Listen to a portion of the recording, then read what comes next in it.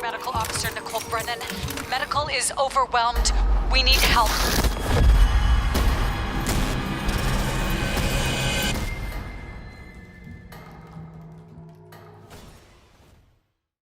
For the last 10 years, I, and I'm sure many others, have been totally starved of my #1 favorite horror franchise of all time, Dead Space. The last game to come out was Dead Space 3, 10 years ago, as well as this DLC that, well, it left quite a bit to be desired, especially with that cliffhanger. Which is why, when rumors of a Dead Space remake surfaced, my hopes were a little scattered, but given the series hasn't seen light for so long, I was willing to suspend my skepticism. It's a tall order to fulfill, unlike that of Resident Evil 2 or 3. The original Dead Space didn't have any tank controls or severely outdated graphics, and arguably still holds up to this day. As time passed, people began to notice that the official Dead Space YouTube channel had updated its profile picture, and a day later it was reported that Motive, under EA, was working on a remake. Within the month, the game was officially teased at EA Play Live 2021, and needless to say, my head was held high. The tragedy that was Visceral is one that I just can't forgive EA for, but maybe another studio can be passed the torch and carry on the legacy of what made Dead Space so great. The guttural, horrific eldritch horrors that come from the markers and the story of a man searching for his wife were given the green light to be remade for new generations of gamers, and I could not be any more excited. Motive would go on to release a series of videos explaining their development of the game and how in-depth they were going to make it when it came to adding details, and all that did was just add fire to the flame of hype. It isn't very common that you see such transparency from a video game developer. They literally showed debug rooms just to show off their still in development systems. And it looked fucking epic. Then finally, after a year and a half, the game comes out. And it is amazing! Sure, anyone could look at the graphics and oogle at how amazing it looks, but throughout my playthrough, I was really just digging deep into how they would handle Isaac, if they would add any new lore bits, or just bring lore from 2 and 3 into it, and oh my god, they actually did it. Holy fuck. It's been a while since I played 1, but I remember the beats of it more or less since I've played through it a few times, a couple times on Impossible. And I gotta be honest, I can't definitively say I'd recommend one over the other.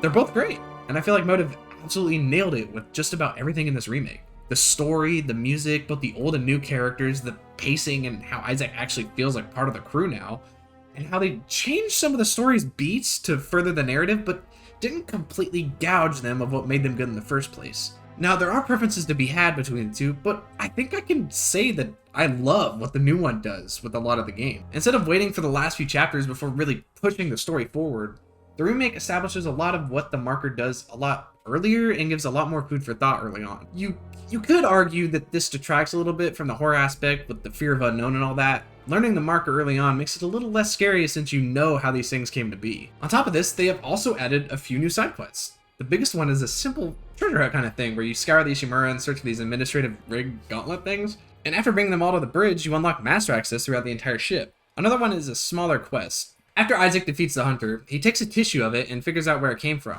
And it's revealed through DNA scanning and a hololog that Mercer used Brett Harris to create it, and Brett even references the Brethren Moon's "We Are Hungry" quote from 3. Then the third side quest, which is my personal favorite, is one where Isaac searches a breadcrumb trail from Nicole and figures out what she was doing during the necromorph epidemic. My favorite part about this is that you get to listen to the first video call between Isaac and Nicole from the intro to Dead Space 2. I'm so sorry, Isaac. Look at the time difference. I'll call you back later. It's okay.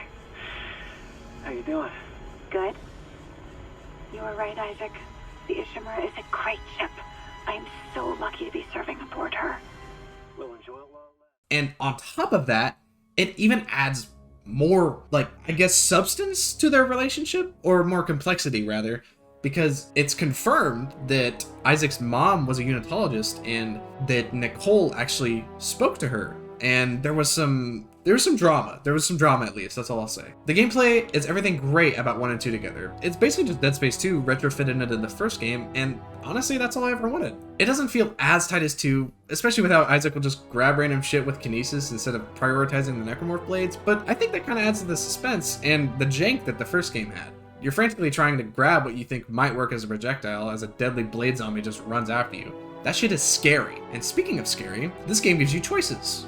Well, only a few. But I think they were really good ones. The remake introduces circuit breakers where you can choose between having lights or powering doors for most of them. But for a couple, like the ones in the engine room, you have to choose between running lights or life support. Do you want to gun it to the end and hope you don't suffocate, or fight your way through the dark with nothing but a flashlight? Another one earlier in the game does the same thing, but with elevator access and lights. But, I mean, I don't feel like that one was nearly as big, but it was still pretty cool. The only big issue I have with this remake is also one of the only issues that I really had with the original, and that's just the backtracking. However, I think the remake does a much better job at it and sort of band-aids the issue even though you still have to do it. Since you can traverse the Ishimura back and forth however you'd like, you unlock more and more passageways between the sectors, and as the story progresses, you unlock higher clearance levels that reward you with loot rooms and upgrades for your guns. The Master Access side quest I mentioned earlier is probably the worst when it comes to backtracking, since you have to just go way back deep into the ship to find one of the collectibles, but it still rewards you for doing so. Other than this, a couple of nitpicks I had were two main things, which was the hive mind death scene.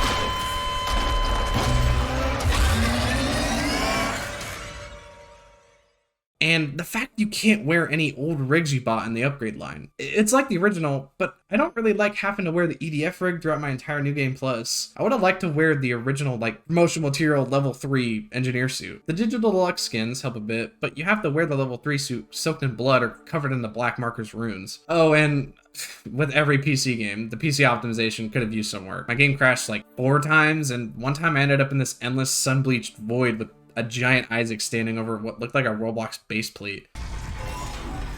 Thought it crashed.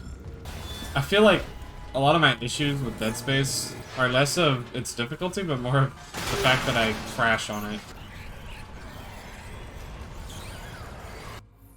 No, not again! I literally just talked about it too.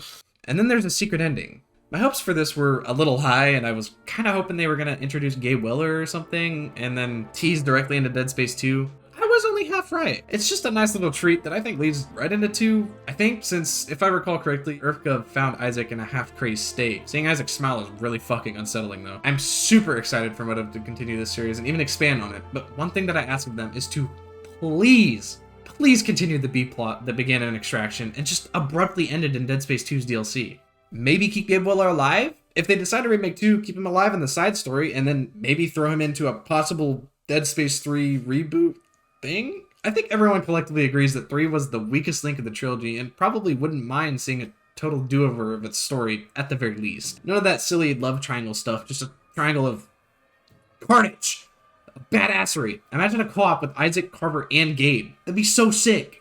I mean, it'd still kind of get rid of the horror aspect, because that's an extra person, but anyway.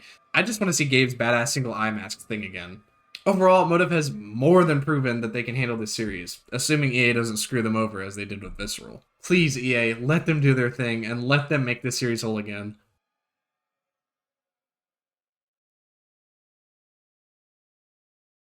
If you like Dead Space, you'll like Dead Space. The real horror is realizing Dead Space launched 14 years ago, Lamau. Nuke him for Morbid. It's the only way to be sure. I played it, got jump scared, closed the game immediately. 10 out of 10. I'm wearing my brown pants. It's Dead Space in time. It just works. And it works great. Do you hear that, Callisto Protocol? I like men. Uses Denuvo. No mention of it on the store page. Is that true? Is actually Denuvo? Decent remake. Let's go Dead Space 2. The brown pants weren't enough. It's Clark in time. Still the best stomping simulator since 2008. 10 out of 10. The graphics are so crazy. What the fuck? I can't believe they made this in 2008.